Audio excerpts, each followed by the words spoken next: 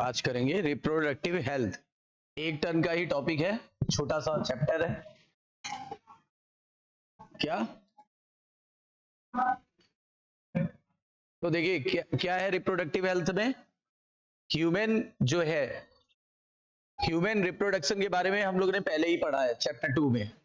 अब कह रहा है कि अब हम पढ़ेंगे रिप्रोडक्टिव हेल्थ। इसका क्या मतलब होता है, यानी रिप्रोडक्शन से रिलेटेड जो हेल्थ है वो मेंटेन होनी चाहिए। रिप्रोडक्शन से रिलेटेड हेल्थ जैसे इनफर्टिलिटी की समस्या है, जैसे फैमिली प्लानिंग है, जैसे छोटा फैमिली है उसको मेंटेन कैसे किया जाए, कौन कौन से बेस्ट मेथड है, कौन सा रिवर्सिबल मेथड है, कौन सा रिवर्सिबल मेथड है, एम्ब्रियोसिंथेसिस क्या होती है, ठीक है ना, एमटीपी क्या होती है, एमटीपी एक्ट कब चला गया, एमटीपी कब तक सेफ है, एक साल में कितनी एमटीपी कराई जाती है। तो इन सब के बारे में यहाँ इंट्रोडक्शन दिया गया है। ठीक है, इन्होंने क्या बोला, टर्म सिंपली, ये जो टर्म है हेल्थ, इसका मतलब होता है हेल्दी रिप्रोडक्टिव ऑर्गन्स। यानी रिप्रोडक्टिव हेल्थ का मतलब हुआ हेल्दी रिप्रोडक्टिव ऑर्गन्स, ताकि ये नॉर्मल फंक्शन कर सके। अगर नॉर्मल फंक्शन नहीं करेंगे तो फिर क्या होगा, रिप्रोडक्शन से कंटिन्यूटी ऑफ लाइफ मेंटेन होती है, यानी फिर कंटिन्यूटी ऑफ लाइफ मेंटेन नहीं होगी और हमारा अस्तित्व पृथ्वी से खत्म। कहते हैं ना, एनसीईआरटी में एक चैप्टर था जो रिमूव हो गया था, रिप्रोडक्शन इन ऑर्गेनिज्म। उसमें यही पूछा गया था कि हम सब पैदा होते हैं तो हम सब मरते भी हैं। अगर हम पैदा होके मर जाते हैं फिर भी आज भी इंसान है और पास्ट में भी था और फ्यूचर में भी रहेगा, तो क्यों कि तो आंसर आएगा जब हम मरने से पहले अपने जैसा ऑर्गेनिज्म पैदा कर जाते हैं और जो क्या होता है पृथ्वी पे एग्जिस्ट करते रहते हैं, तो कभी हम लोग विलुप्त नहीं होंगे। और लाइफ का दो ही मोटो है, to feed and to breed, यानी फीड करना यानी अपने आप को जिंदा रखना और ब्रीड करके अपनी कंटिन्यूटी ऑफ लाइफ को मेंटेन करना। ये दो ही मोटो है लाइफ का। However it is a broader respect, कहते हैं ब्रॉडर रिस्पेक्ट पे इमोशनल और सोशल एस्पेक्ट भी आ जाएगा, ये भी इंक्लूड करेंगे। और हेल्थ की डेफिनेशन किसने दी, डब्ल्यूएचओ। डब्ल्यूएचओ का पूरा नाम और हेडक्वार्टर कहां पे, जेनेवा, स्विट्जरलैंड, जेनेवा। कब स्टैब्लिश हुआ, 1948 में, 1948 में। और इन्होंने बोला रिप्रोडक्टिव हेल्थ का मतलब होता है ऑल एस्पेक्ट ऑफ रिप्रोडक्शन, मतलब हम रिप्रोडक्शन के सभी रिस्पेक्ट पे कैसे रहें, फिट रहें, फिजिकली फिट हो, इमोशनली फिट हो, बिहेवियरली फिट हैं, सोशली फिट हैं। Therefore, a society with people physically and functionally normal reproductive organ और नॉर्मल इमोशंस होगा, नॉर्मल बिहेवियर होगा, तो फिर क्या किस रिस्पेक्ट पे, सेक्स रिलेटेड एस्पेक्ट पे, तो इसको रिप्रोडक्टिव हेल्दी मानेंगे। यानी अगर रिप्रोडक्टिव हेल्दी रहना है तो हम लोग को सोशली, फिजिकली, मेंटली, बिहेवियरली हर तरह से फिट रहना पड़ेगा। अच्छा, कुछ लोगों की मेंटल हेल्थ या बिहेवियर सही नहीं होता है, तो देखो आप ऐसे केसेस देखने को मिलते हैं जैसे सेक्स अब्यूज, जैसे रेप केस। ये तो क्या है, मेंटली अनफिट लोग हैं। जब मेंटली अनफिट है तो ऐसी हरकतें करते हैं, क्योंकि इमोशनली अनफिट है, बिहेवियरली अनफिट है, क्राइम सिचुएशन आ गई उनके अंदर। ठीक है।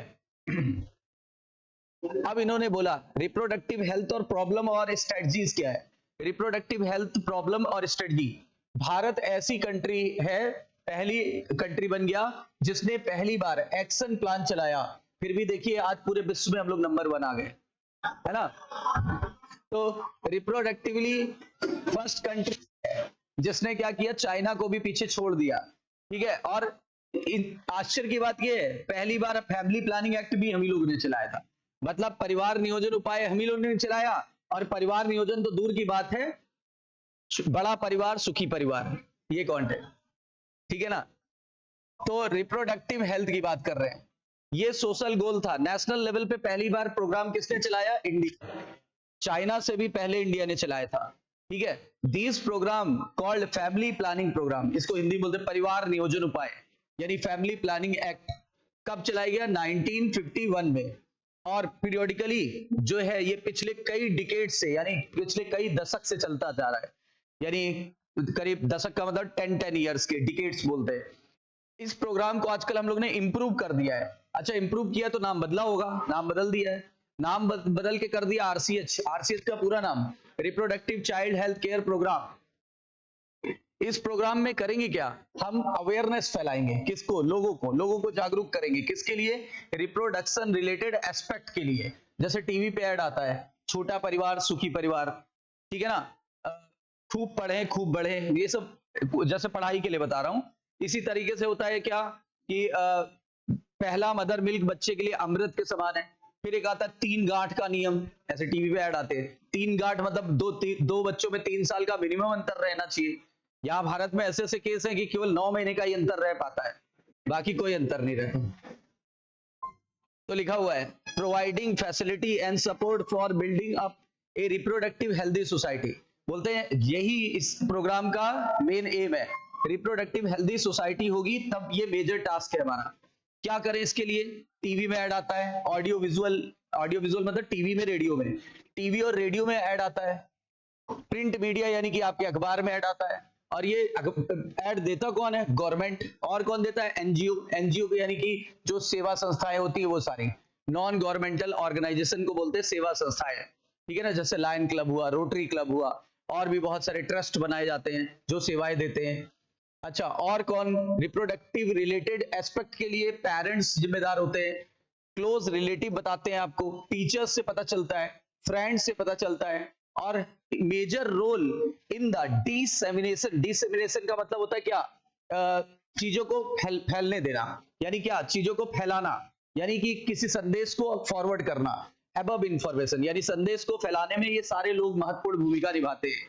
ठीक है, स्कूल में, ये स्कूल का ही तो चैप्टर है, आप बताओ, सेक्स एजुकेशन कंपलसरी कर दिया गया ताकि लोगों को सही जानकारी मिल सके, ताकि लोगों को इनकरेज किया जा सके, किसके लिए?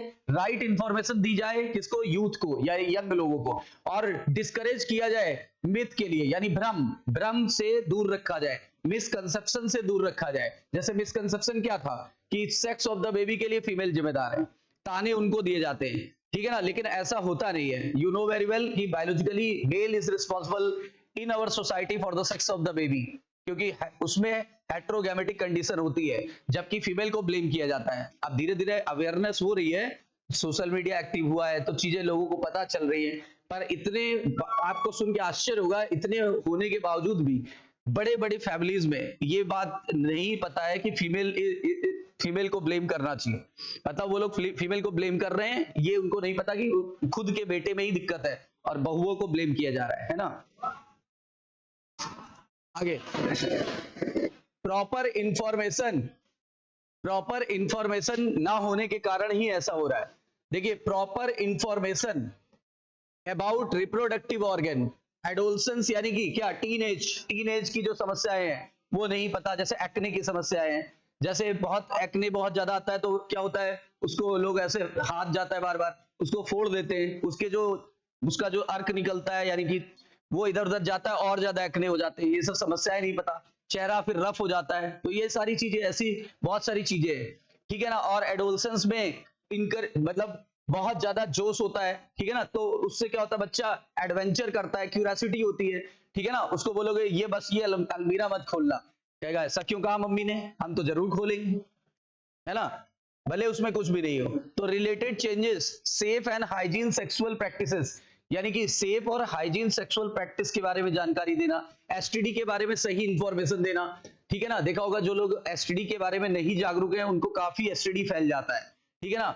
अब होता क्या है, ज्यादातर लोग घर के बाहर ही सेविंग करवाते हैं, तो जब सेविंग करवाते हैं तो क्या होता है, कभी कभी बार्बर की मिस्टेक से या किसी और कारण से क्या होता है, उस्तरा एक होता है, उस्तरा जानते हो ना, उसमें ब्लेड नहीं लगता, उस्तरा होता है, यानी उसको ऐसे ऐसे शार्प किया जाता है, ठीक है।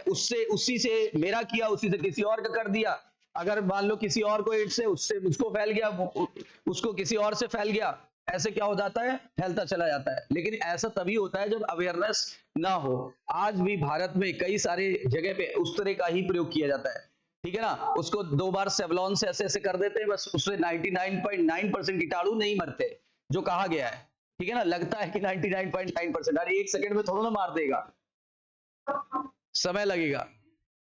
एड्स जो है इसलिए फैलता जाता है, और एडोलसेंस ग्रुप में सबसे ज्यादा एड्स फैलता है, आपके इसी एनसीईआरटी में लिखा 18 से 24 साल, 18 से 24 साल के एज में सबसे ज्यादा वो फैलता है, ठीक है ना। ये सारी चीजें 18 से 24 की 16 से 24 नहीं, वो बोला गया है कि एसटीडी सबसे ज्यादा किस एज ग्रुप को फैलना है, 18 से 24, लास्ट में लिखा होगा। तो रिप्रोडक्टिव हेल्दी लाइफ को मेंटेन करना पड़ेगा।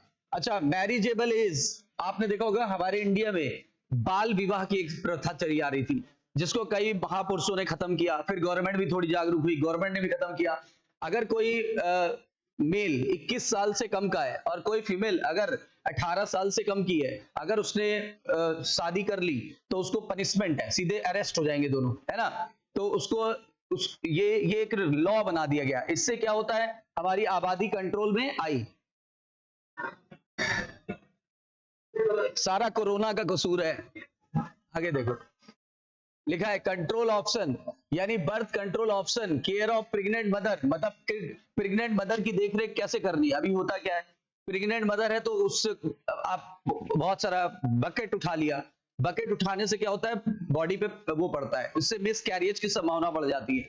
क्या खाना है प्रेगनेंसी में, जैसे पपाया अगर खा लिया या अगर वो खा लिया सिरका, तो उससे एबॉर्शन हो जाता है। ऐसे बहुत सारे फ्रूट्स होते हैं या चीजें होती हैं जिनको खाने से क्या होता है कि बहुत सारे साइड इफेक्ट हो जाते हैं। हर चीज नहीं खाई जा सकती उस पीरियड में, इसीलिए डॉक्टर्स की गाइडेंस में ये चीजें होती हैं। तो पोस्ट नेटल केयर, बच्चा पैदा हुआ तो उसे क्या खिलाना है, कब कितने समय बाद वो फ्रूट्स खाएगा, कितने समय बाद दलिया खाएगा, कितने समय बाद वो पानी पिएगा। 6 महीने तक उसको कुछ नहीं देते, 6 महीने तक सिर्फ और सिर्फ मिल्क, और milk is the balance diet for the baby. उसके बाद उसको धीरे धीरे धीरे धीरे केले मैश करके देते हैं, ये सारी चीजें। तो ये जानकारियां आम लोगों को नहीं होती ना, धीरे धीरे आती है। तो ये सब इस मेन एम है इस चैप्टर का।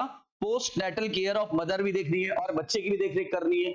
ब्रीस्ट फीडिंग की क्या महत्व है ये बताना है। तो देखा होगा टीवी पे ऐड आता है तो बोलते हैं फर्स्ट मदर मिल्क जो है वो कितना अमृत के समान, अमृत के समान तुलना कर दी गई, मतलब बहुत बड़ी चीज है।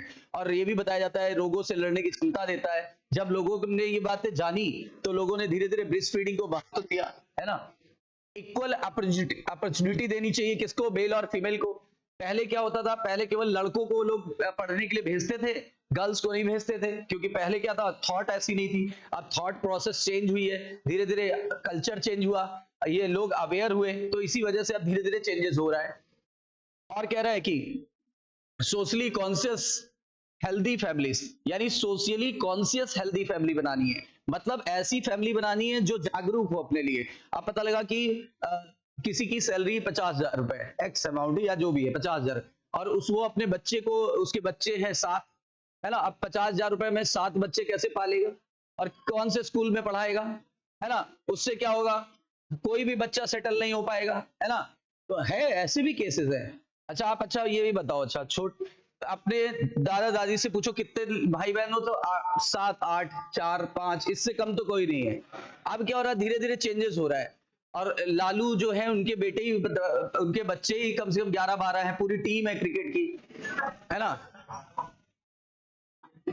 आगे देखो, awareness of problem due to the uncontrol population growth, यानी अनकंट्रोल पॉपुलेशन ग्रोथ जो है उसके लिए अवेयरनेस दिखानी है।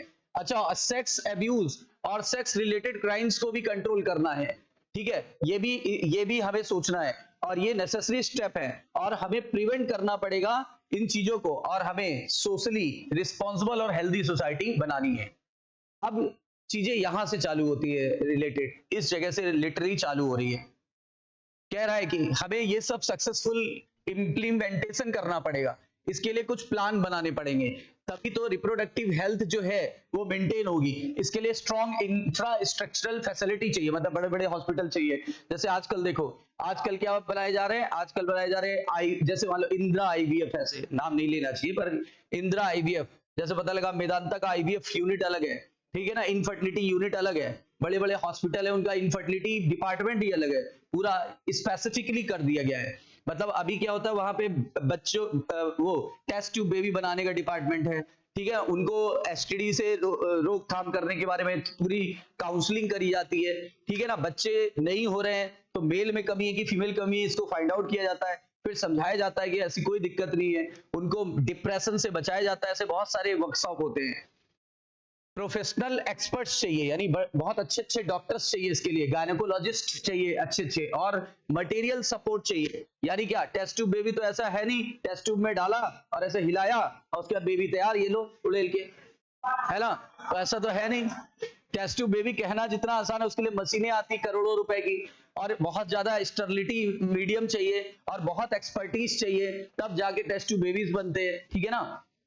These are essential to provide medical assistance. इसके लिए बहुत ज्यादा मेडिकल असिस्टेंस चाहिए. Care to people in reproductive related problem, यानी जो रिप्रोडक्टिव रिलेटेड प्रॉब्लम में है उसकी बहुत देखरेख करनी पड़ेगी.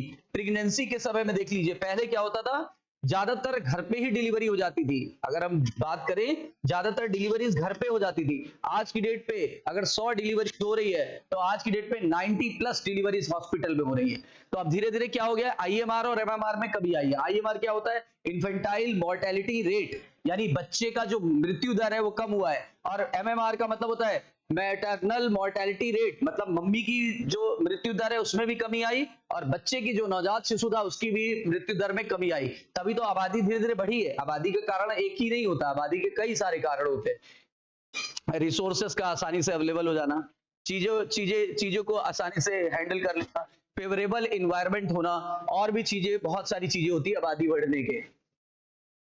ठीक है, डिलीवरी जो है वो हम लोग हाइजीन तरीके से करा रहे हैं. एसटीडी जो है उस पर ध्यान दिया जा रहा है. एबॉर्शन वगैरह जो है अब कम हुआ है. कॉन्ट्रासेप्शन जो है, यानी कि जो वो है गर्भ निरोधक उपाय, वो हम लोग ने सीखे, काफी कॉमन हो गया है. मेंस्ट्रुअल प्रॉब्लम्स जो हो रही हैं उसके लिए देखा होगा बहुत सारी चीजें आ गई हैं. बहुत हाइजीन पे ध्यान दिया गया. टीवी पे ऐड आता, पहले लोग कहते थे अरे मेंस्ट्रुअल साइकिल के लिए पैड्स आए, मतलब शर्म आती थी लोगों को. अब क्या होता है, अब इतना आम बात हो गई है, आम चीजें, कोई भी किसी को वो नहीं है, क्योंकि अवेयरनेस होना चाहिए, है ना. सैनिटरी पैड्स के बारे में ऐड आते हैं, ठीक है, और कई सारे मेंस्ट्रुअल कप्स आने लगे हैं. तो ये सारी चीजें क्या होती हैं कि अवेयरनेस के तहत हो रही है और फीमेल्स को समस्याएं कम हो रही है. इनफर्टिलिटी क्लिनिक्स बना दिए गए हैं. ठीक है, बेटर टेक्निक जो हम लोग इस्तेमाल करेंगे, नई नई स्ट्रेटजीज अपनाएंगे, तो इसके लिए थोड़ा सा टाइम टू टाइम अपडेट रहना पड़ेगा. और इसके लिए क्या होगा कि हमें कुछ मदद की जरूरत पड़ेगी लोगों की.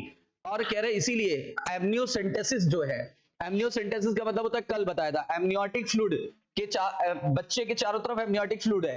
एमनियोटिक फ्लूइड के चारों तरफ एमनियोटिक मेम्ब्रेन है. एक सिरिंज निडल से इस फ्लूइड को थोड़ा सा निकाल लिया जाता है और निकालने के बाद जेनेटिक डिसऑर्डर का पता लगा लिया जाता है कि होने वाले बच्चे में क्या कोई जेनेटिक डिसऑर्डर तो नहीं है. अगर जेनेटिक डिसऑर्डर है तो हम उसे क्योर कर सकते हैं. याद करो, जीन थेरेपी बाय बायोटेक्नोलॉजी, याद है ना. अब तो आज की डेट पे पॉसिबल है. अर्ली एम्ब्रियोनिक स्टेज में करेंगे तो परमानेंटली क्योर मिल जाएगा. याद है ना, कि याद है कि नहीं. अब फिर देखिए, फिर बताया गया कि ये जो एमनियोसेंटेसिस है, फिर इस पे बैन क्यों लगाया. बैन इस बात पे नहीं लगाया गया कि जेनेटिक डिसऑर्डर पता ना करें. जेनेटिक डिसऑर्डर पता करने पे कोई बैन नहीं है, लेकिन ये पता करने में बैन है कि होने वाला बच्चा मेल है कि फीमेल. क्योंकि हमारी बॉडी के अंदर होता है बार बॉडीज. बार बॉडीज क्या बताती है, देखो, अगर 2 एक्स क्रोमोसोम है यानी फीमेल है, तो 2 एक्स कभी एक साथ नहीं रह सकते. या जैसे कहते हैं ना, एक म्यान में 2 तलवारें नहीं रह सकती, तो 2 एक्स कभी साथ साथ नहीं रह सकते. तो किसी एक एक्स को यूक्रोमेटिन से हेटेरोक्रोमेटिन में बदलना पड़ेगा, यानी जेनेटिकली एक्टिव से जेनेटिकली इनएक्टिव होना पड़ेगा. और वही जो जेनेटिकली इनएक्टिव बॉडी है, तो बार नाम के साइंटिस्ट ने खोजा था, नाम पड़ गया बार बॉडी. यानी बताओ, अगर फीमेल है तो उसके अंदर एक बार बॉडी होगी कि नहीं होगी, और अगर मेल है तो एक एक्स है एक वाई, तो दोनों में कोई कंपटीशन नहीं है. इसका मतलब उसमें बार बॉडी नहीं होगी. तो अगर बार बॉडी नहीं है तो मेल, बार बॉडी एक है तो, और बार बॉडी एक से ज्यादा है तो सिंड्रोम्स होंगे. टोटल नंबर ऑफ एक्स -1 बराबर बार बॉडी. जैसे मान लो 3x किसी के पास है तो कितनी बार बॉडी हो गई, 2 हो गई, यानी उसके अंदर सिंड्रोम है. इसको बोलते हैं सुपर फीमेल. सुपर फीमेल में 3x होते हैं, और XYY ये सुपर मेल होता है, और XXY क्लाइनफेल्टर होता है.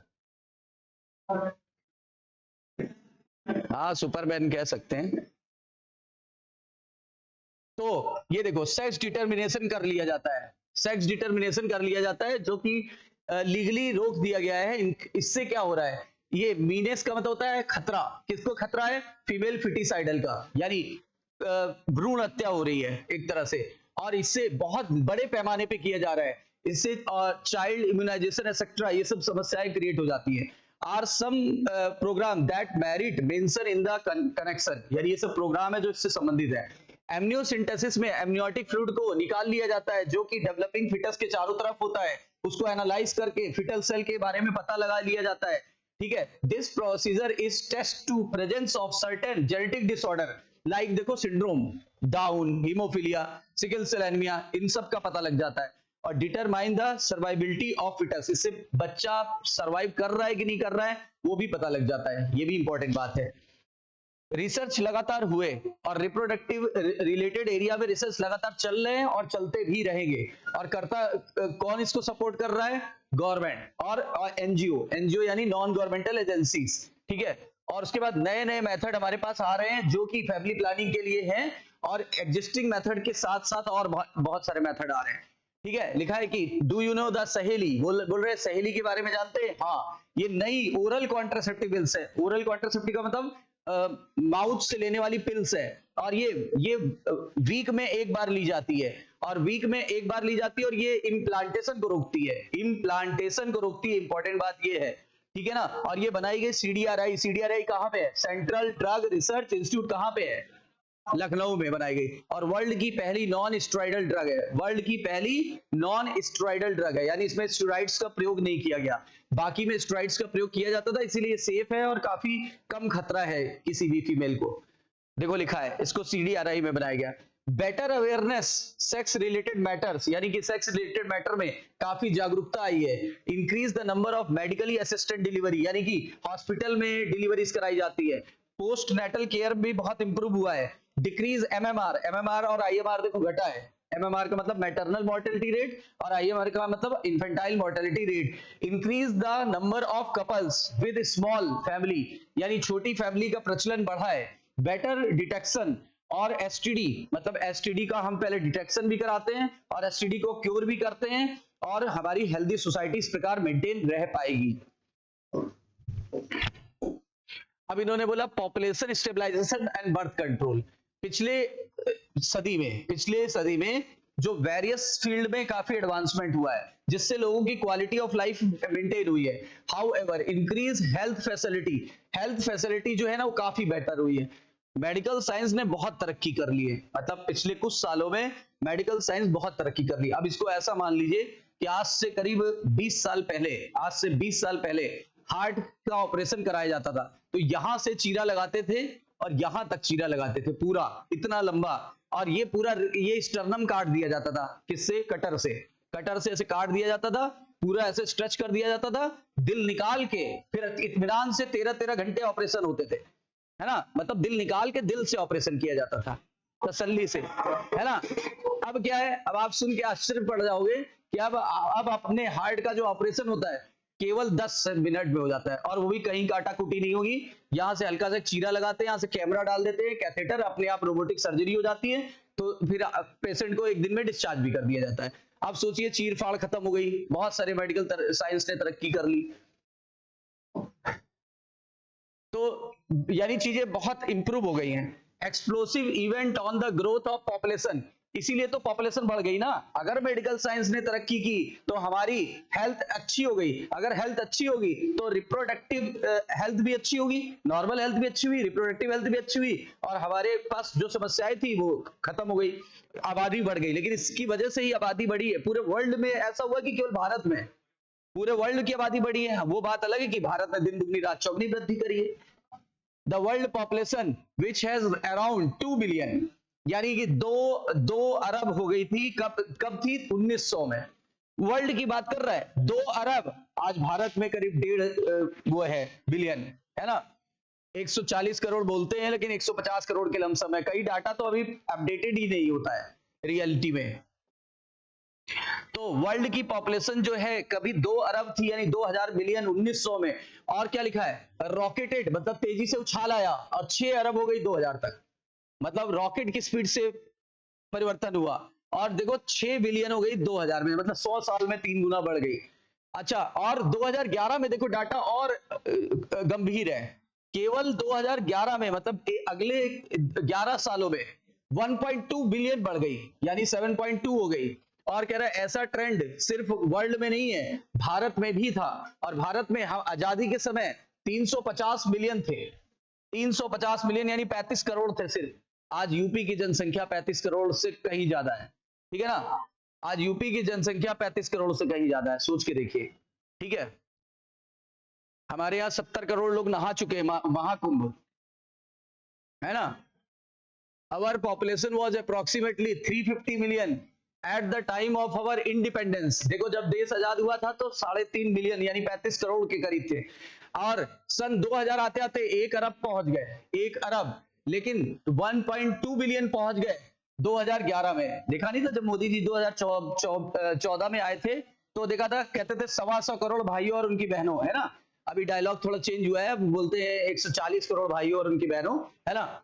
तो क्या लिखा है, रैपिड डिक्लाइन इन डेथ, इसका सबसे बड़ा कारण क्या है, मृत्यु दर में कमी आई, और एमएमआर घटा है, और आईएमआर भी घटा है। ये सब मैं बोल रहा था आपको। इसी वजह से इंक्रीज हो गया है क्या, number of people in the reproductive age, यानी रिप्रोड्यूसिबल एज जो है वो क्या हो गई है, इंक्रीज हो गई है। एंड प्रोबेबल रीजन क्या है, प्रोबेबल रीजन ये है कि आरसीएच प्रोग्राम बहुत बेहतरीन तरीके से चला, though we could not bring down the population growth rate, यानी हम पॉपुलेशन ग्रोथ रेट बहुत कम नहीं कर पाए, कम किया भी तो केवल मार्जिनल, इतना सा कम कर पाए, बहुत थोड़ा सा कम कर पाए।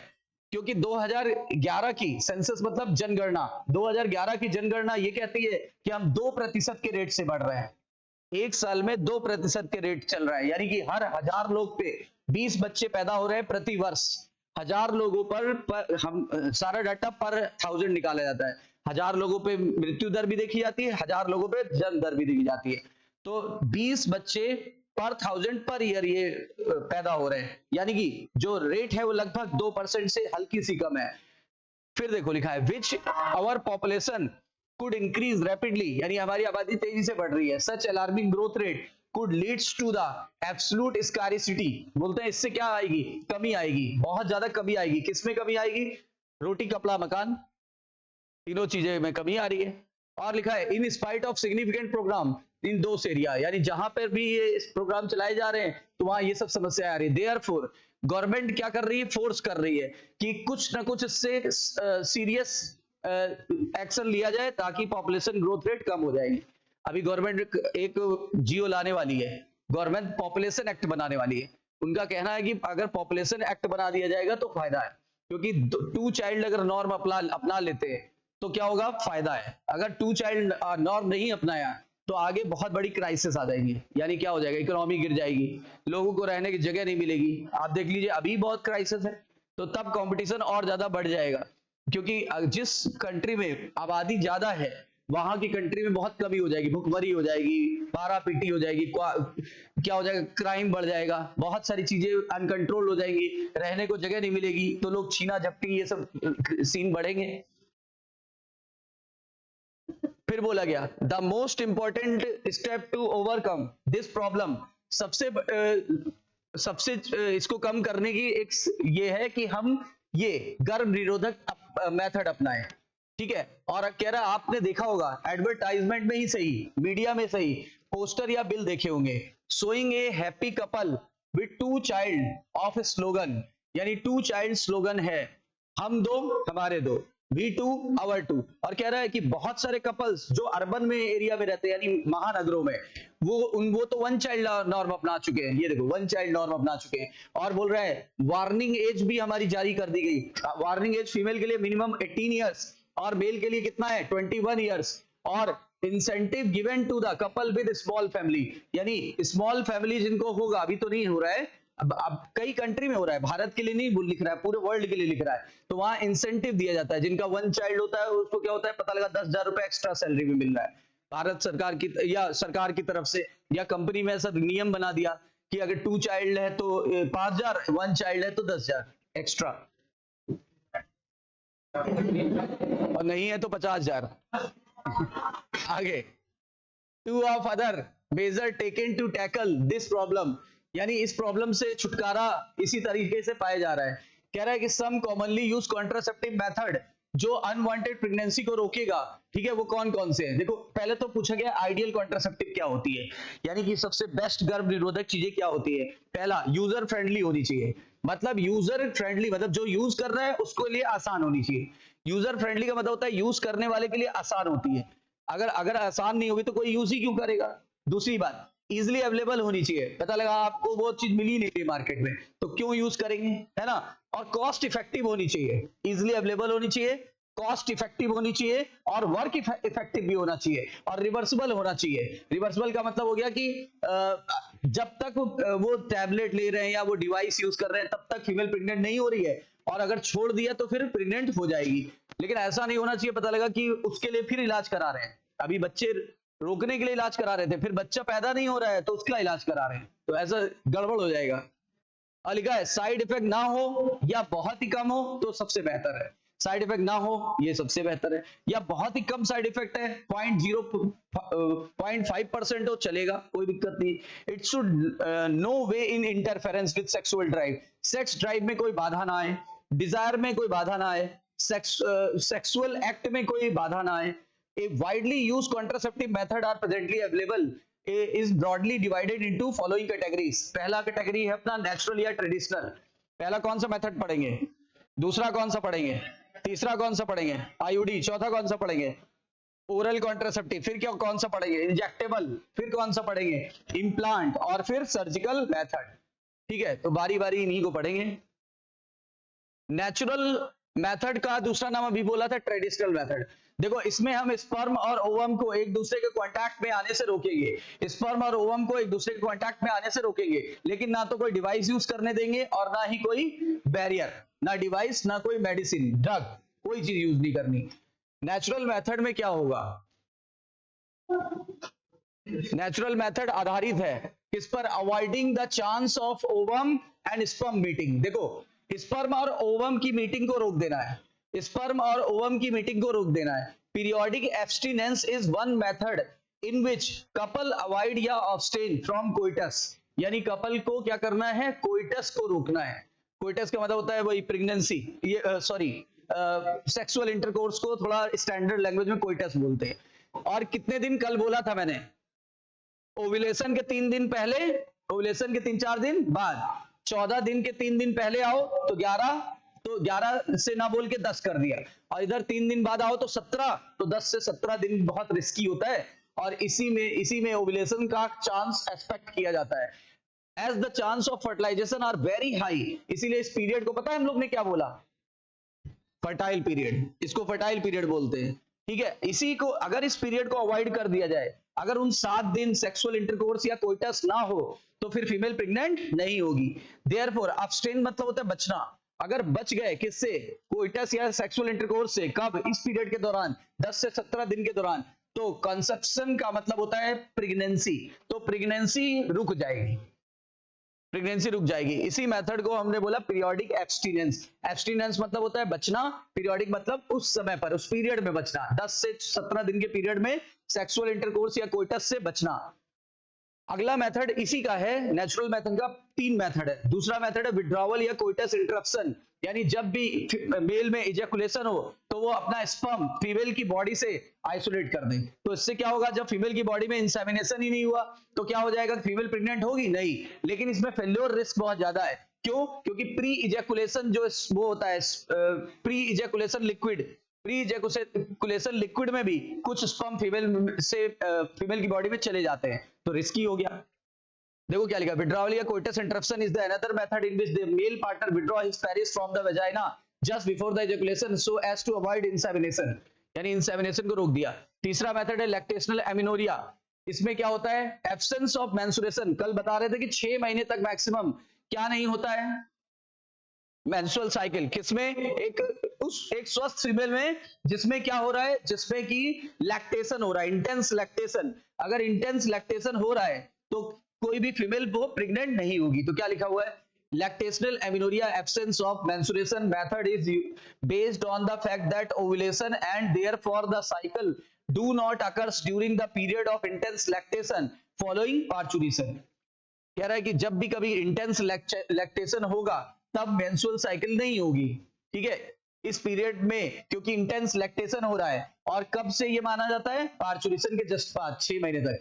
Therefore the mother breast feed, जब कोई मदर ब्रेस्ट फीडिंग कराती है चाइल्ड को पूरी तरह से, ये नहीं कि मतलब मिल्क खत्म हो और नया मिल्क बने, मैमरी ग्लैंड में मिल्क खत्म हो नया बने तभी ये वैलिड रहेगा, लिखा हुआ है। तो कंसेप्शन का चांस यानी प्रेगनेंसी का चांस ऑलमोस्ट नील हो जाता है। However, this method has been reported effective only up to maximum 6 months, यानी मैक्सिमम 6 मंथ तक ही वैलिड है। As there is no use of medicine or device in this method, so side effect is almost nil, side effect नहीं है लेकिन failure risk बहुत ज्यादा है। Failure risk बहुत ज्यादा है। किस किस मेथड में? नेचुरल मेथड में। अब आते हैं बैरियर मेथड में। देखो बैरियर मेथड में हमें ओवम और स्पर्म को रोकना है। कैसे? फिजिकल मीटिंग रोकनी है उसकी, और किसकी मदद से रोकेंगे? बैरियर की मदद से। Such method are available for both male and female. इसके लिए हमने यूज किया कॉन्डम।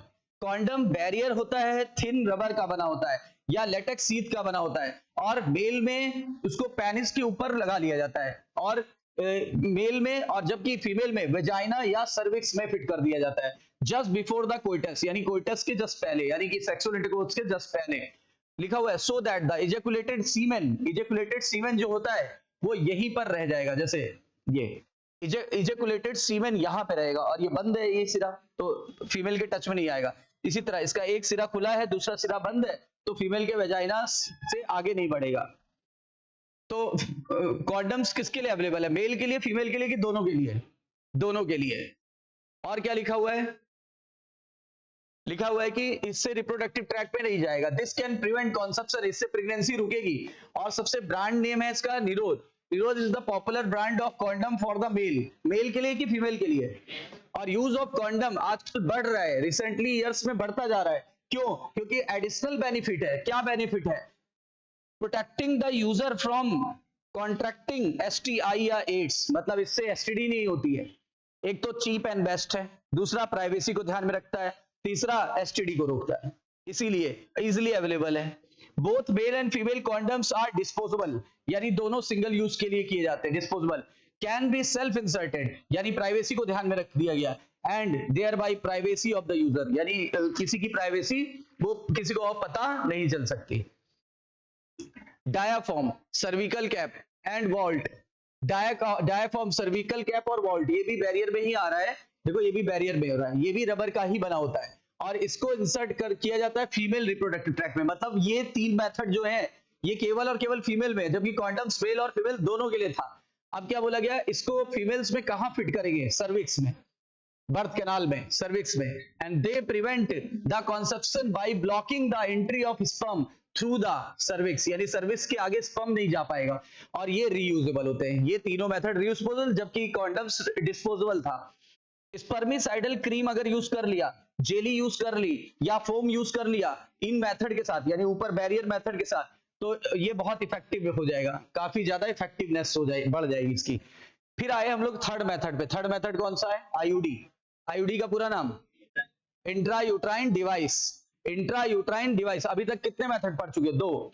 एक नेचुरल या ट्रेडिशनल, और दूसरा barrier. Another effective and popular method is use of IUD.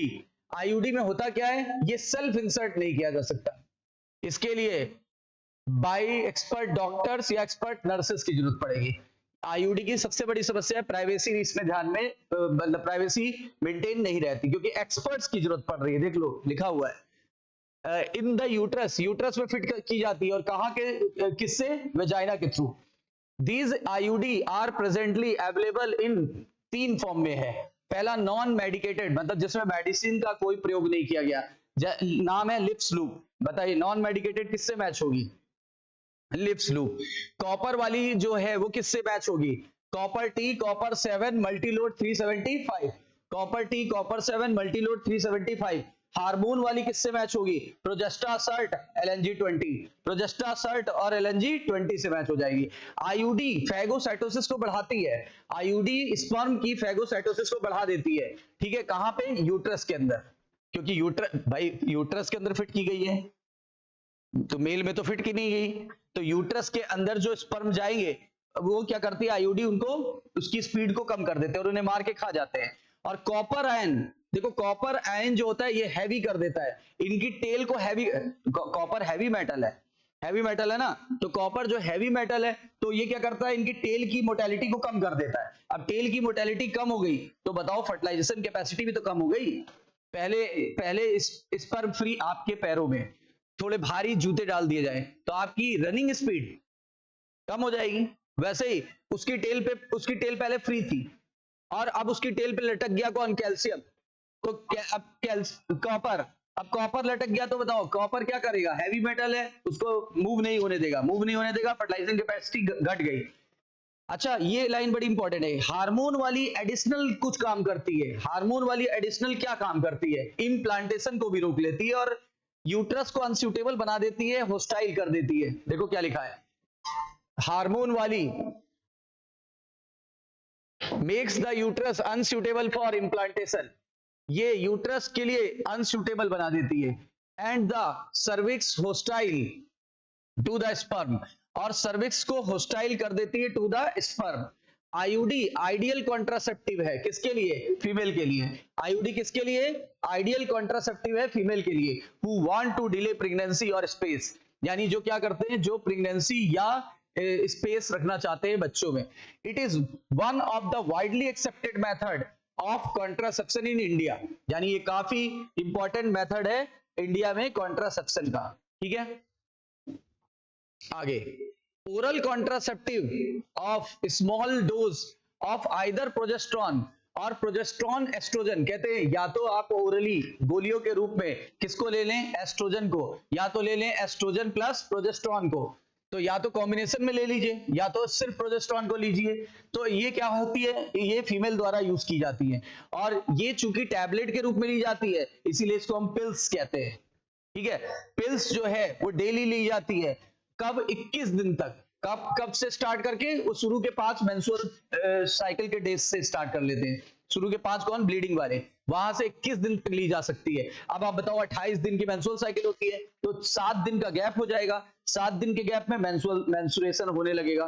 ठीक है, फिर इसको फिर से सेम पैटर्न भी रिपीट करते हैं। कब तक रिपीट करेंगे?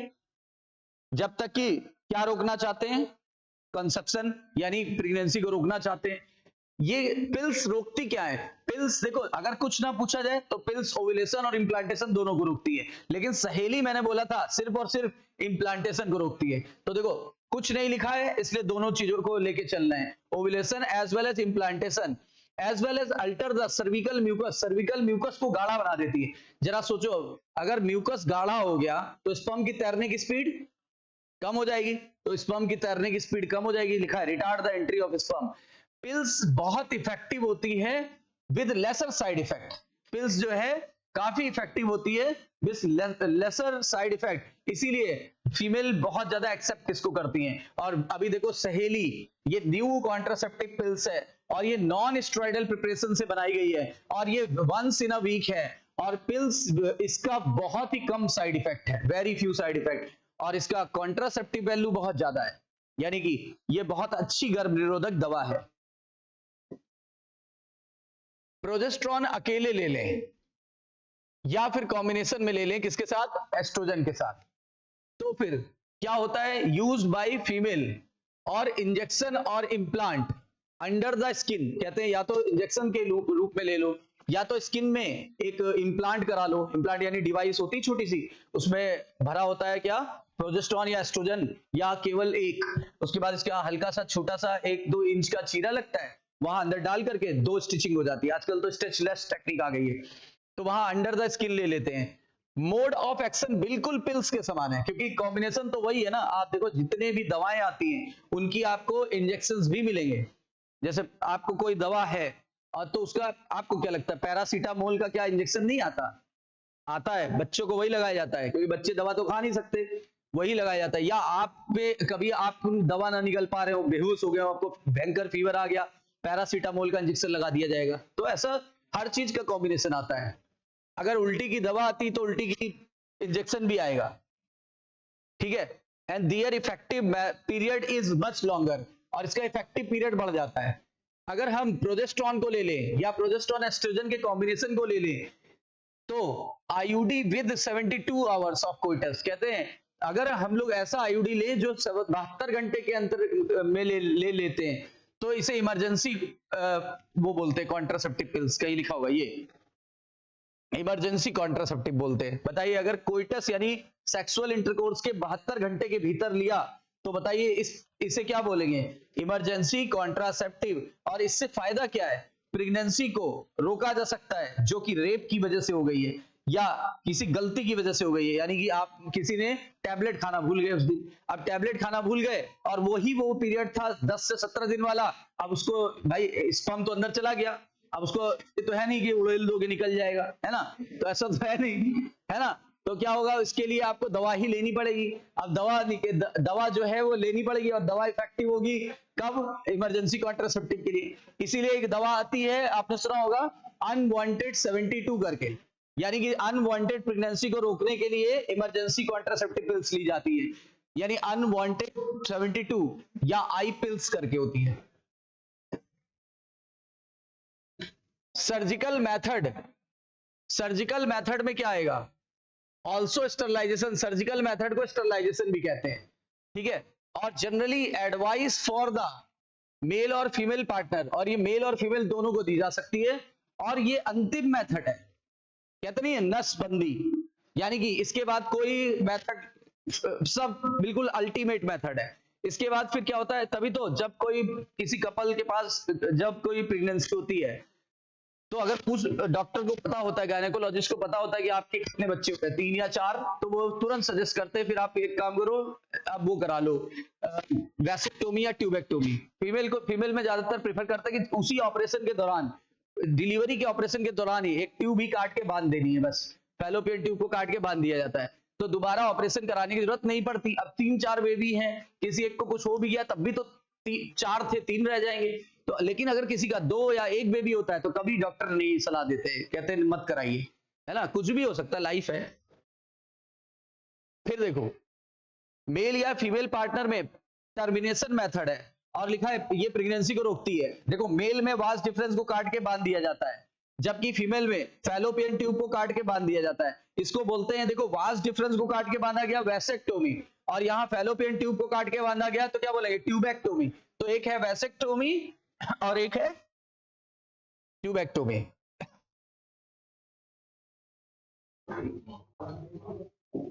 सर्जिकल इंटरवेंशन का मतलब होता है क्या, मतलब किसी चीज को काटना, इससे ब्लॉक हो जाता है क्या, गैमेट ट्रांसपोर्ट ब्लॉक हो जाता है, और इस वजह से prevention conception sterilization procedure male में क्या कहलाता है, यानी पुरुष नसबंदी, यानी कि वैसेक्टोमी, और फीमेल में क्या कहलाता है, ट्यूबेक्टोमी।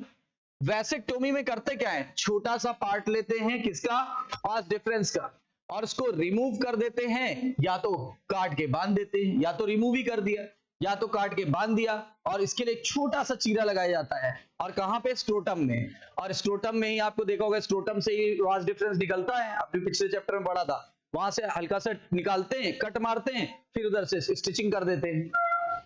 जबकि ट्यूबेक्टोमी में क्या होता है, स्मॉल पार्ट फैलोपियन ट्यूब का रिमूव किया जाता है और उसे बांध दिया जाता है, और उसके लिए भी छोटा सा ही ऑपरेशन होता है, और ये एब्डोमेन से करते हैं, आजकल तो स्टिच लेस हो गया है तो वेजाइना से कर देते हैं, लेप्रोस्कोपी द्वारा। This technique is highly effective. देखो, ये फेल नहीं होती, लेकिन इसको रिवर्स भी नहीं किया जा सकता, रिवर्सिबिलिटी इज वेरी पुअर नहीं लिखा है, वेरी पुअर, क्योंकि ट्यूब्स एक बार ब्लॉक हो गई, अरे कहीं पे मान लो उंगली कट गई, अब उंगली कट गई, तुरंत उंगली आपको मिले जोड़ दो, वो जुड़ जाएंगी, लेकिन एक बार उंगली कट गई और यहाँ पे घाव भर गया, फिर आप वहां नई उंगली तो जोड़ नहीं सकते। तो उसी तरीके से ट्यूब्स होती, ट्यूब्स ब्लॉक हो जाते हैं।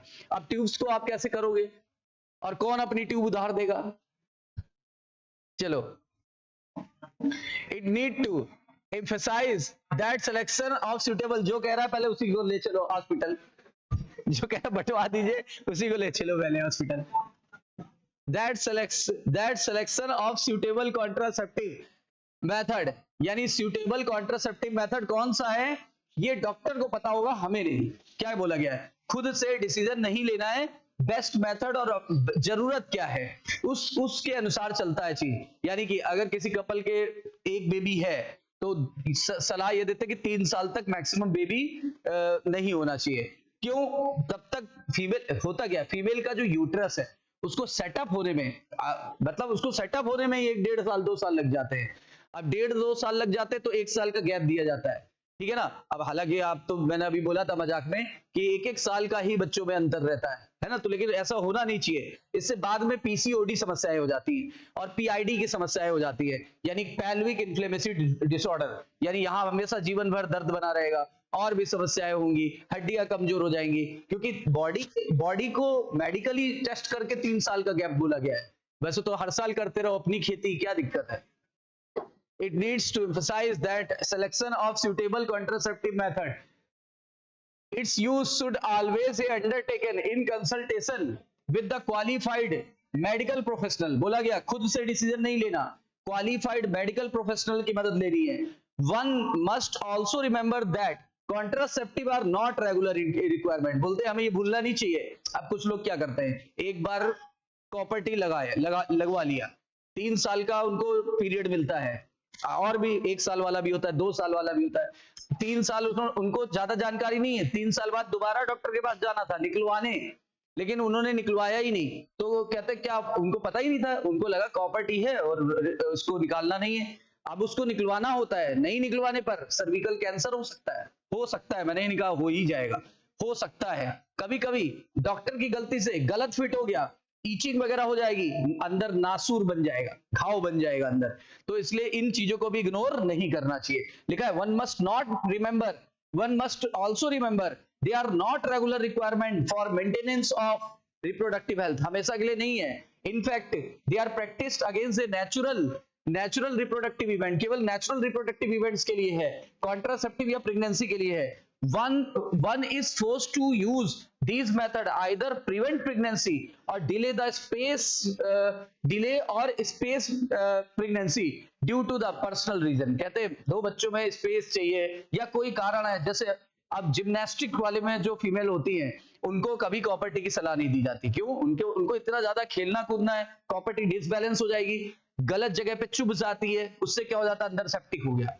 तो इसलिए डॉक्टर खुद मना कर देते हैं. अब लेकिन मान लो उसने बताया नहीं कि हम जिम्नास्टिक वाले स्पोर्टमैन हैं, और डॉक्टर को ये बात कैसे पता चल जाएगी? भाई डॉक्टर कितना ही बात करते हैं.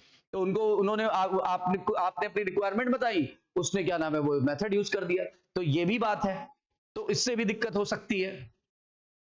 तभी बोला है ना, पर्सनल रीजन कुछ भी हो. No doubt wide spread use of this method have a significant role in checking the uncontrolled growth of population. बोलते हैं कि कहते हैं कोई इसमें शक नहीं है कि बहुत ज्यादा ये मेथड यूज किए जा रहे हैं और अनकंट्रोल ग्रोथ को रोका है, मानते ही है. लेकिन ये भी नहीं भूलना चाहिए कि इसका कुछ दुष्प्रभाव भी हो सकते हैं. इल इफेक्ट का मतलब होता है दुष्प्रभाव, जैसे उल्टी आना, टैबलेट लेने पे उल्टी जैसा महसूस होना, ठीक है. एब्डोमिनल पेन, पेट में दर्द बने रहना. ब्रेक थ्रू ब्लीडिंग, यानी मेंस्ट्रुअल साइकिल में ब्लीडिंग रुक के ब्लीडिंग होना. आज पहले दिन हुई, कल गायब, फिर परसों हो गई, फिर गायब, फिर एक दिन हुई, फिर गायब, यानी ब्रेक थ्रू ब्लीडिंग हो गई. या इरेगुलर ब्लीडिंग हो गई, पता लगा इस महीने हुई, अगले 2-3 महीने हुई नहीं, फिर उसके बाद फिर अचानक से हो गई. ये सब बहुत घातक हो सकता है.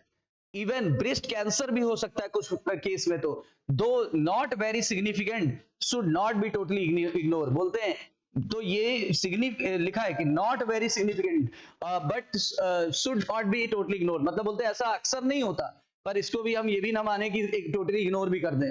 होता है तो हो सकता है. हम कहते हैं हमारे साथ ही क्या होगा, सिगरेट पीने वाले ही कहते हैं अरे हमें कैंसर कैसे हो सकता है, हम तो बस एक ही डिब्बी पीते हैं, है ना. तो और वो ये भी कहते हैं देखो जो पीता है उसको नहीं होता, जो नहीं पीता ना उसको होता है. तो ये सब एक्सक्यूजेज है.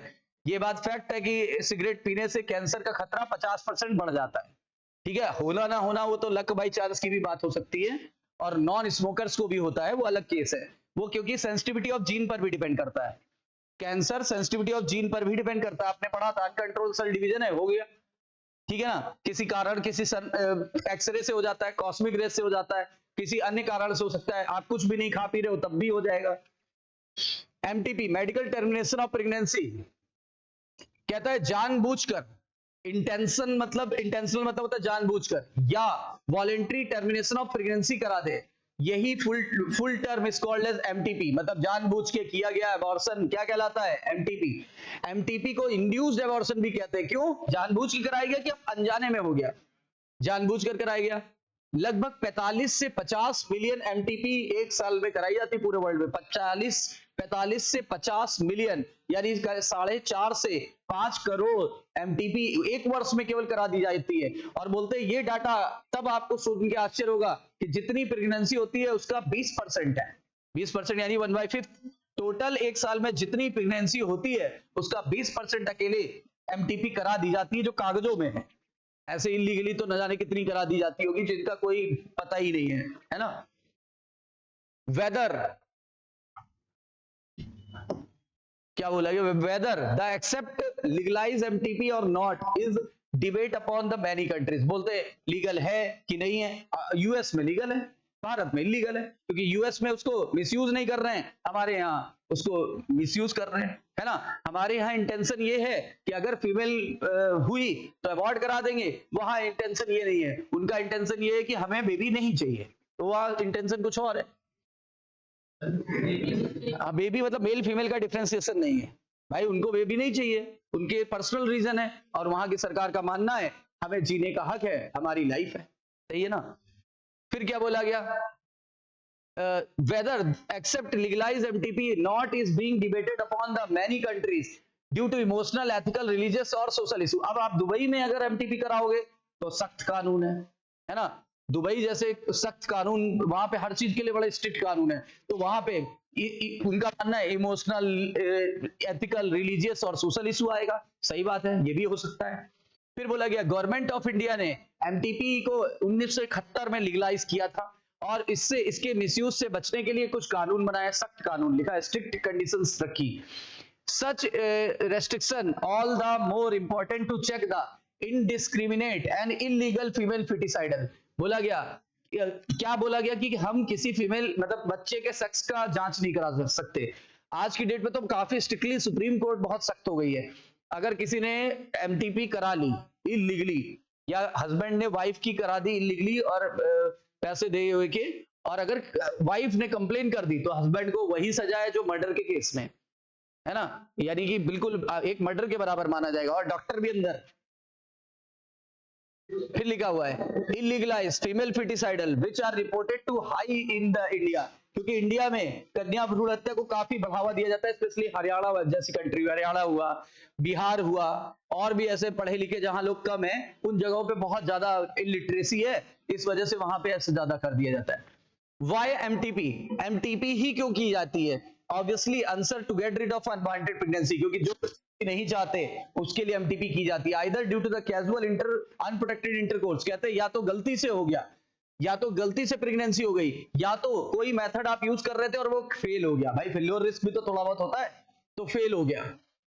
जैसे कोइटस के, या तो ड्यूरिंग कोइटस या रेप केस का केस आ गया, तो MTP are essential in certain case, तो एमटीपी कुछ केस में इसेंशियल हो जाती है, अदरवाइज वो मदर को भी जानलेवा हो जाएगी और बच्चे की भी। अच्छा, अगर मान लो मदर जा रही है, पैर फिसल गए, सीढ़ियों से गिर गई, बच्चा और कहीं यूट्रस के बल पे गिरी, तो बच्चा अंदर मर जाएगा, डेथ हो जाएगी। अब आप बताइए, अब लीगल हो गई कि illegal?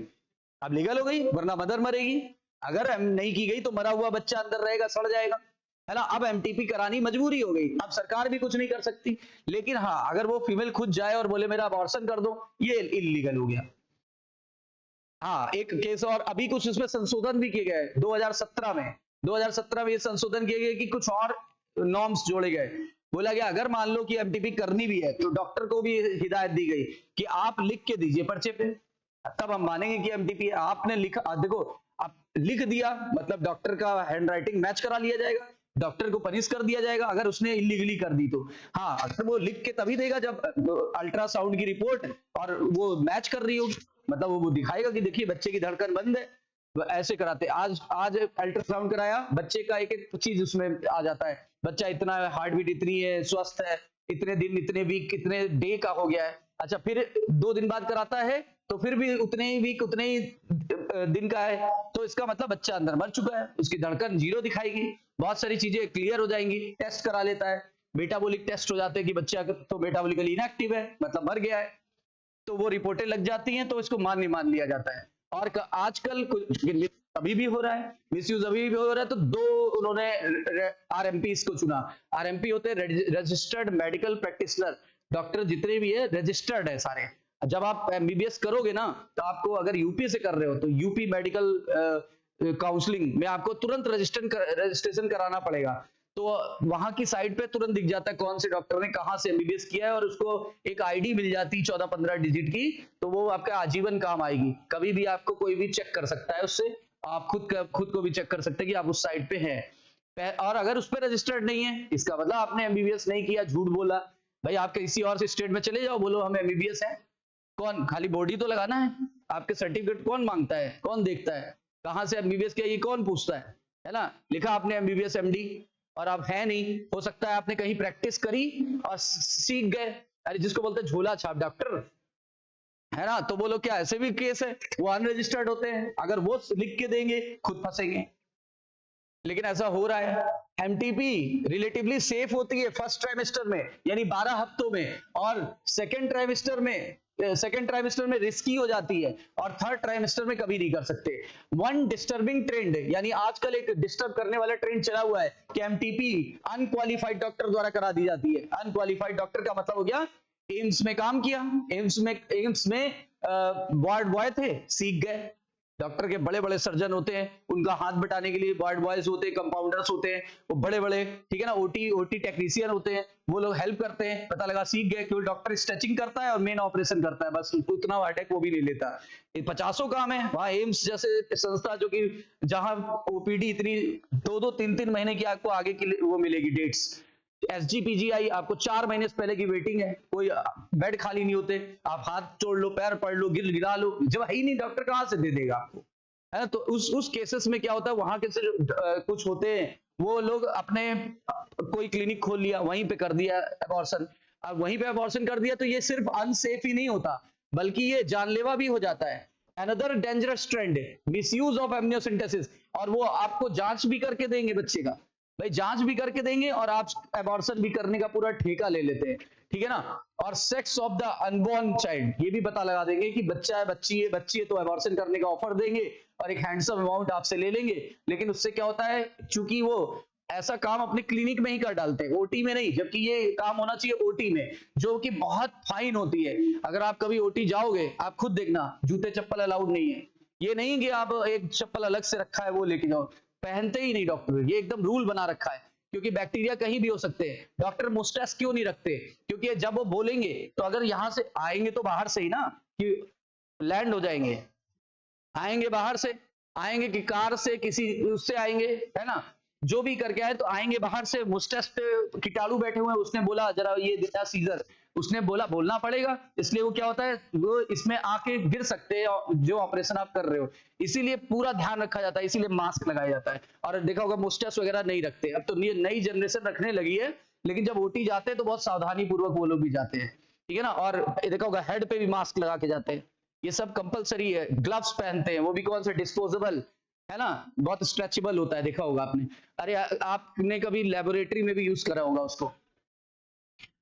Frequently if the foetus is found to be female, अगर फीटस फीमेल पाई गई तो totally against what is legal, तो बोलते हैं ये बिल्कुल ये लीगैलिटी के अगेंस्ट चला गया, क्योंकि ये तो अबॉर्शन कर दी जाएगी। और इन्होंने बोला सच प्रैक्टिसेस शुड बी अवॉइडेड, इस तरह की प्रैक्टिस को रोकना चाहिए, और ये बहुत घातक हो सकता है यंग मदर के लिए भी और फिटस के लिए भी। इफेक्टिव काउंसलिंग करानी पड़ेगी, और avoid unprotective coitus and risk factor involved in the illegal abortion, as well as providing more health care facility could reverse the mentioned unhealthy trend, यानी कि इसको रोकना पड़ेगा। STI क्या होती है, देखो ऐसा इन्फेक्शन जो कि सेक्स कॉन्टैक्ट से फैल जाता है उसको STI कहते हैं, या VD भी कहते हैं, वेनेरियल डिजीज, या RTI भी कहते हैं, रिप्रोडक्टिव ट्रैक्ट इन्फेक्शन। इसका नाम पूछा जाता है gonorrhoea, syphilis, genital herpes, genital warts, ठीक है, और ये chlamydiasis, trichomoniasis, hepatitis B, HIV, जो ये लिख दिया है एड्स, ये सबसे कॉमन STI है। इनमें से जिनके नाम में H आया है वो बड़ी घातक है। कौन कौन सी है, HIV और हेपेटाइटिस बी, और जिनके नाम में H आया ना उनका इलाज भी नहीं संभव है। अगर वो अर्ली स्टेज में भी मिले तो भी उनका इलाज संभव नहीं, बाकी का इलाज संभव है, आगे लिखा होगा, ये देखो लिखा है, except for the hepatitis B, herpes और HIV, ये इनके अलावा सारे रोग अगर आपको अर्लियर पता लग गए तो कंप्लीटली क्योर हो जाएगा। कब, अगर अर्लियर पता लग गया तब, और प्रॉपरली उसका इलाज हो जाएगा। लेकिन इनके अलावा जो है वो फिर पता नहीं लगेगा। कैसे फैलते हैं STD, इंजेक्शन से, सिरिंज नीडल से और सर्जिकल इंस्ट्रूमेंट से, ठीक है, इन्फेक्टेड पर्सन से, ब्लड ट्रांसफर हो जाने के कारण मदर से बच्चे में प्लेसेंटा द्वारा। क्लियर। अर्ली सिम्टम क्या होते हैं, यहां से क्वेश्चन आया हुआ काफी बार। अर्ली सिम्टम्स जो होते हैं, most of the minor symptoms भी बोलते हैं, क्या, खुजली होना, ठीक है।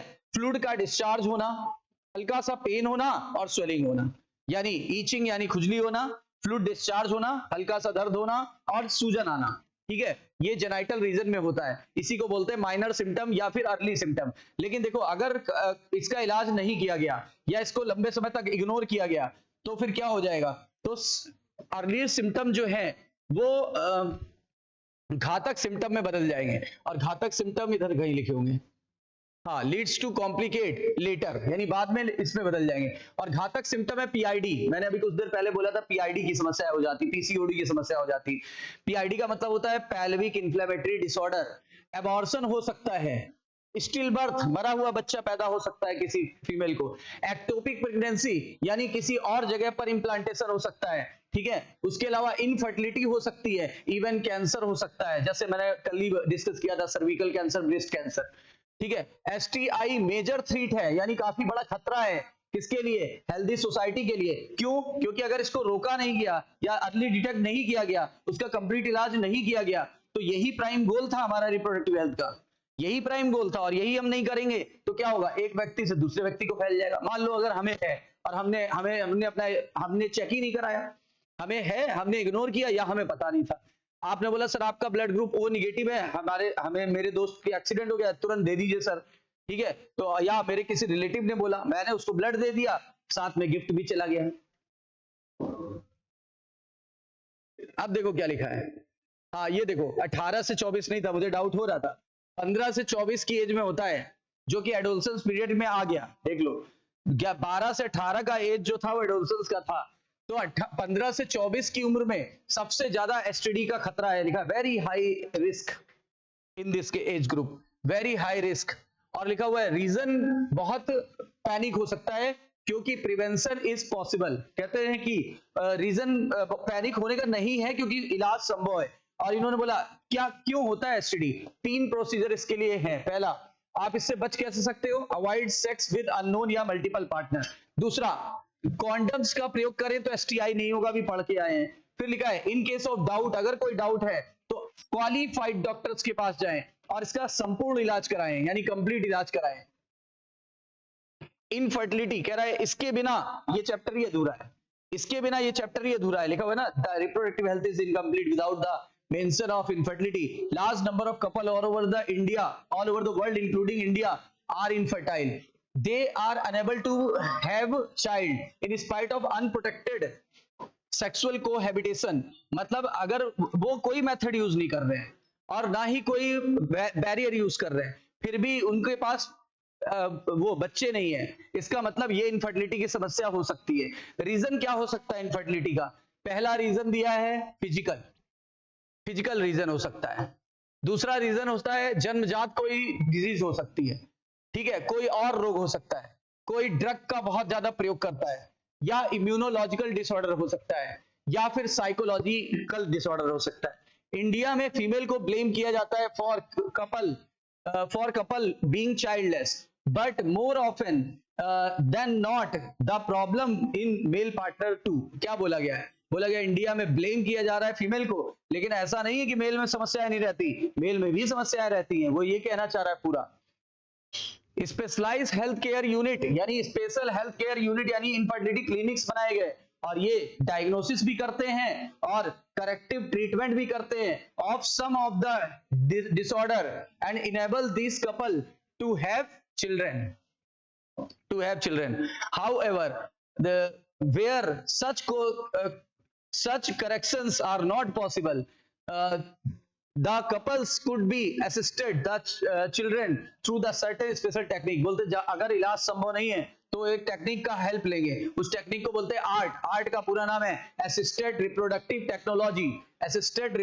टेक्नोलॉजी। उसका पहला मेथड है क्या, पहला है आईवीएफ का पूरा नाम होता है इन विट्रो फर्टिलाइजेशन और एम्ब्रियो ट्रांसफर। ये इसमें करते क्या है, हम टेस्ट ट्यूब बेबी प्रोग्राम भी बोलते हैं। इसमें एक टेस्ट ट्यूब लेते हैं, इसमें ओवा लेते हैं, स्पर्म लेते हैं, सिमिलर कंडीशन दी जाती है जैसा कि यूट्रस में होती है, फैलोपियन ट्यूब में होती है, और उसी कंडीशन में उसको फर्टिलाइज करा दिया जाता है। और फिर उसको क्या करते हैं, उसको हम क्लीवेज कराते हैं, 1 से 2, 2 से 4, 4 से 8, 8 से 16, 16 से 32, ठीक है 32, यानी जब 8 सेल से कम होती है तब हम उसके इसे जिफ्ट बोलते हैं, ZIFT, zygotic intra fallopian transfer, यानी इसको बोलते हैं जाइगोटिक इंट्रा फैलोपियन ट्रांसफर का मतलब हो गया फैलोपियन ट्यूब में ट्रांसफर करेंगे with the help of laparoscope. लेकिन अगर ये 8 से ज्यादा है और 32 से कम है तो हम इसको ट्रांसफर करेंगे यूट्रस में, तब इसको बोलते हैं IUT, इंट्रा यूट्राइन ट्रांसफर। ये देखो मैं मेन चीज यहां पे पढ़ रहा हूं।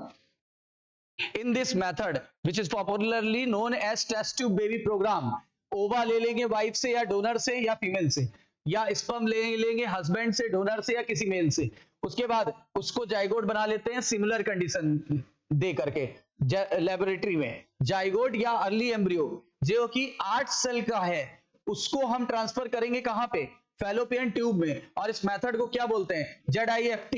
और एम्ब्रियो अगर इससे ज्यादा सेल का है, 8 से ज्यादा का है, तो इसे यूट्रस में ट्रांसफर करेंगे, इसे IUT कहते हैं, इंट्रा यूट्राइन ट्रांसफर, ठीक है। और एम्ब्रियो अगर बॉडी में बनता, अगर एम्ब्रियो बॉडी में बनता, जैसे मान लो सामान्य लोगों में बॉडी के अंदर एम्ब्रियो बन रहा है, तो इसे इन वीवो बोलते हैं, इन वीवो की इन विट्रो, और इसे क्या बोला, इन विट्रो फर्टिलाइजेशन, इसे बोला इन वीवो फर्टिलाइजेशन। अगला एक है मेथड जिसमें फीमेल में गैमेट ही नहीं बन रहा है। अब फीमेल में गैमेट नहीं बन रहा है तो क्या करेंगे, गैमेट ले लेंगे किसी डोनर से, ओवा ले लेंगे, और ओवा को लेने के बाद फीमेल के फैलोपियन ट्यूब में डाल के छोड़ देंगे, और हस्बैंड से जब स्पर्म आएगा तो फर्टिलाइज हो जाएगा, और अगर नहीं हस्बैंड से आ रहा है तो आर्टिफिशियल इंसेमिनेशन करके डाल देते हैं तो फीमेल प्रेग्नेंट हो जाएगी। इसको बोलते हैं GIFT। वो ZIFT था, ये GIFT है, गिफ्ट, वो गिफ्ट था, ये गिफ्ट है। Transfer of ova collected from the donor into the fallopian tube is known as GIFT. ये अनदर फीमेल का मेथड है who can not produce one but can provide suitable environment for fertilization and further development, another method attempt, यानी आगे का development female के अंदर ही होता है। ICSI क्या होता है, पूरा नाम है इंट्रा साइटोप्लाज्मिक स्पर्म इंजेक्शन, ठीक है। इस मेथड में करेंगे क्या, ये एक स्पेशल प्रोसीजर है जिसमें हम क्या करेंगे, जो लेबोरेटरी में कराते हैं, स्पर्म को डायरेक्टली इंजेक्ट कर देते हैं ओवा के अंदर। Infertility case is due to inability of men partner to inseminate, कहते हैं इनफर्टिलिटी का एक ये भी कारण है कि मेल इंसेमिनेशन नहीं करा पाता। अब अगर मेल इंसेमिनेशन नहीं करा पाता है तो आर्टिफिशियल कराना पड़ेगा। अब आर्टिफिशियल कराना पड़ेगा तो इसको बोलते हैं AI, या तो उसका स्पर्म काउंट ही बहुत कम है, कहता है या तो मेल अनेबल है या तो मेल में स्पर्म काउंट कम है, दोनों रीजन हो सकते हैं। इसको करेक्ट किया जाएगा AI से। AI मेथड में सीमेन ले लेते हैं किससे, हस्बैंड से या हेल्दी डोनर से, और उसको आर्टिफिशियली वेजाइना में या यूट्रस में डाल देते हैं। अगर वेजाइना में डालें तो कोई नाम नहीं देते, अगर यूट्रस में डालेंगे तो IUI बोलेंगे। पहले क्या था, IUT, इंट्रा यूट्राइन ट्रांसफर, अब क्या है, इंट्रा यूट्राइन इंसेमिनेशन। दो ऑप्शन आर मैनी, बोलते बहुत सारे ऑप्शन है, आपके लिए कौन सा बेटर हो सकता है ये डिपेंड करेगा, स्पेशल प्रोफेशनल बताएंगे आपको। और एक्सपेंसिव इंस्ट्रूमेंटेशन की जरूरत पड़ेगी, यानी बहुत महंगे महंगे मेथड है। ये सारी फैसिलिटीज आजकल केवल कुछ ही सेंटर्स पे है हमारी कंट्री में। Obviously their benefit affordable is only limited people, यानी इन सभी मेथड का बहुत कम लोग फायदा उठा पा रहे हैं। और साथ ही इमोशनल, रिलीजियस, सोशल इश्यूज भी खड़ा हो जाता है, यानी पता नहीं किसका स्पर्म है, पता नहीं किसका हुआ रहा होगा, ये बच्चा अपना नहीं है, ये साइकोलॉजी माइंड में रहती है। तो इससे बेहतर है कि हम एक एम बनाएं कि जिन लोगों को चाइल्ड चाहिए इंडिया में, तो बहुत सारे अनाथ बच्चे हैं, बहुत सारे असहाय बच्चे हैं, उनको हमें जो शायद अपने मैच्योरिटी तक पहुंच भी नहीं पाए, अरे खाने कोई नहीं है, माँ बाप है नहीं, सड़क पे रहते हैं, फुटपाथ पे रहते हैं और अनाथालय में रहते हैं, उतनी केयर नहीं हो पाती है, ठीक है। तो हमारे लॉ परमिट करते हैं कि हम उनको लीगली अडेप्ट कर लें, और जब लीगली अडेप्ट कर लेंगे तो इस तरीके से क्या हो जाएगा, उनको तो माँ बाप का सुख मिल गया, मतलब आप उन लोगों को माँ बाप का सुख मिल गया, और जिनको बच्चे नहीं थे बच्चे को एक वो सहारा मिल गया, तो यानी दोनों चीजें हो जाएंगी पूरी, और ऐसा हमारे लॉ परमिट करते हैं। तो ये हो गया चैप्टर क्लोज, इसके कुछ क्वेश्चन कर लेते हैं।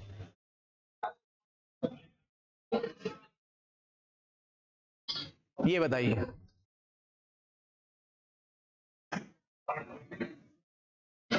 क्या बोला, given follow the four method, matching करानी है, बताओ क्या होगा। ए पिल्स ओव्यूलेशन को रोकेगा, ए का 3। कॉन्डम में क्या होगा, prevents sperm reaching the cervix, पहला। वैसेक्टोमी में क्या हो जाएगा, सीमन लैक्स स्पर्म यानी 4। और कॉपर टी में क्या हो जाएगा, प्रिवेंट इम्प्लांटेशन 2, तो थर्ड हो जाएगा। अब बताइए ये वाला matching, lactational amenorrhoea traditional method में आएगा, LNG 20 कॉपर, LNG 20 हार्मोनल वाली है 4 हो जाएगी। डायाफॉर्म बैरियर में आ जाएगा, और मल्टीलोड 375 कॉपर वाली फर्स्ट से मैच हो जाएगा। कौन सा ऑप्शन, थर्ड। ये देखिए फिर एक क्वेश्चन है, आईयूडी इंट्रा यूट्राइन डिवाइस होती है, तो आईयूडी में हो जाएगी प्रोजेस्टा सर्ट से मैच हो जाएगा यानी 3। और स्पर्मिसाइडल किल्स द स्पर्म यानी 1। विड्रावल में नेचुरल मेथड आ गया 4। और आईवीएफ जो होगा इन विट्रो फर्टिलाइजेशन सेकंड, कौन सा, हाँ पहला।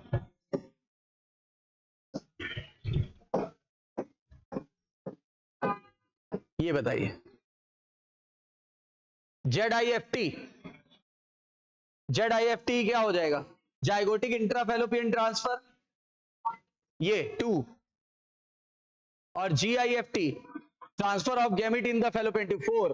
IUT transfer of embryo into the uterus first, और ये 2 से मैच हो जाएगा। कौन सा,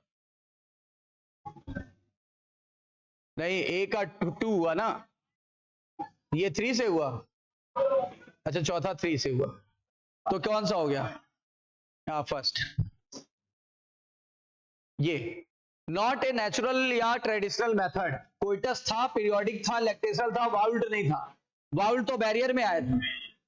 ये लिस्ट 1 से लिस्ट 2 को मैच कराना है। Non medicated IUD, non medicated वाले में क्या, लिप्स लूप आएगा यानी 3।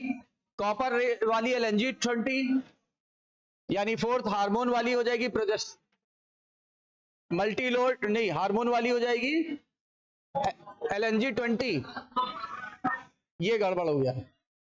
कॉपर वाली हो जाएगी पहला, हार्मोन वाली हो जाएगी थर्ड, 4th, और इम्प्लांट हो जाएगा सेकंड। कौन सा हो जाएगा, हाँ 4th वाला, 3 1 4 2। ये वैसेक्टोमी किससे मैच होगा, वैसेक्टोमी थर्ड से मैच हो रहा है। कोइटस इंटरप्शन तो नेचुरल से हो जाएगा 4। सर्विकल कैप बैरियर से हो जाएगा, ठीक है। और सहेली पहले से मैच हो जाएगा यानी 3 4 2 1, ये हो गया एसर्जन रीजन वाला। Amniocentesis for sex determination is one of the strategies of reproductive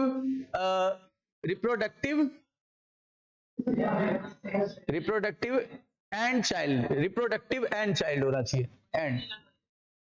बताइए, amniocentesis for sex determination is one of the strategy of reproductive एक मिनट रुकिएगा, स्ट्रेटजीज फॉर रिप्रोडक्टिव चाइल्ड, को अधूरा सा लग रहा है। चलिए कोई नहीं, अगला देखते हैं। Lips loop is the type of contraceptive method, तो नॉन मेडिकेटेड, ये लिस्ट 1 को लिस्ट 2 से मैच कराना है। डायाफॉर्म, तो डायाफॉर्म क्या हो जाएगा, block the entry of sperm, तो ये हो जाएगा 4। और contraceptive pills inhibit ovulation and implantation. IUD क्या करेगा, ये इंक्रीज फैगोसाइटोसिस यानी 2, और ये हो जाएगा आपका थर्ड, ये थर्ड से मैच हो जाएगा। ये example of hormone releasing IUD, hormone releasing IUD कौन सा होगा, LNG 20 और प्रोजेस्टा सर्ट। ये वाउल्ट किससे मैच हो रहा है, यानी वो बैरियर से मैच होना चाहिए, पहले से मैच हो रहा है। आईयूडी इंट्रा यूट्राइन डिवाइस, ये इससे मैच होगा थर्ड से। वैसेक्टोमी वैसेक्टोमी सेकंड से मैच हो रहा है और ये चौथे से मैच होगा, कौन सा? हाँ सेकंड। अब उसके बाद ये प्रोजेस्टेरॉन अलोन और in combination with estrogen can be used as a contraceptive in the form of pills, injections और implant, which is not a correct statement. कौन सा correct statement है? correct statement है पूछा है।